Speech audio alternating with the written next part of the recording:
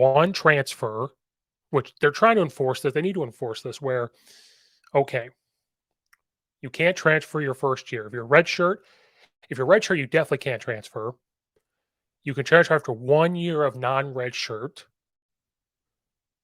or if your head coach leaves. So if you're recruited, it's your first year, you automatically play. You're a freshman, you're getting playing time.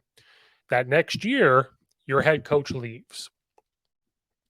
Well, you transfer because you want to, because he left. You went to go follow him or something. Okay. You transfer with him, which people are going to frown upon that. But if this is the world we're going, we got to figure out a way to do this. Now, this is kind of where I'm not smart enough to figure this out, where it's you allow them two transfers, then so do they technically have two where they can transfer their head coach, and let's say that next year they're with their head coach, they don't like everything that's going on, so they want to transfer again. I think it has to be one or the other. So if the first one that happens is your head coach leaves, you can transfer with him. I think if you try to do it the second time, because you did that way the first time, if you transfer a second time, you have to sit out for a year no matter what. If it's your first year playing, so let's say you're a freshman, you automatically play.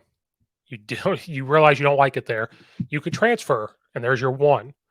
Then if you decide to do it again, you have to sit out for a year, and you will sacrifice your junior year, and you can play your senior year, which gives you less film. Now, this is obviously from I think Division One.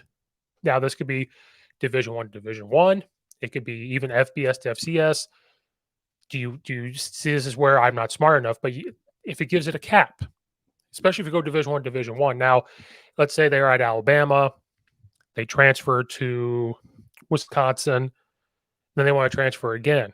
Well, they have to sit out a year if they decide to transfer to Oregon. Well, let's just say they don't want to do that, but they want to leave Wisconsin because something bad happened. If they go to JUCO, it doesn't count. They can play. If they go Division Two, they can play. Like there could be those type of things. But if you're looking at Division One route, I think those are the things to put on there to try to have these kids not, transfer. If you're redshirted, you can't transfer the next year, no matter what. Even if unless your head coach leaves, and that's kind of where that comes in. I think that would be a good route to go with. I can't sit here and speak for states and high schools, but the college level, I think that would help slow down this transfer stuff. I think it would help with any type of tampering with collectives because you have to look at this and say, we're not going to talk to this guy. He's transferred one time. If they transfer again, he has to sell for a year. We're not going to pay them or her. So I think those are the type of things you have to look at.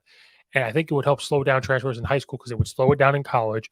It would become this big thing, and it would help college athletes out because they wouldn't just sit there in this portal with nothing. So I think the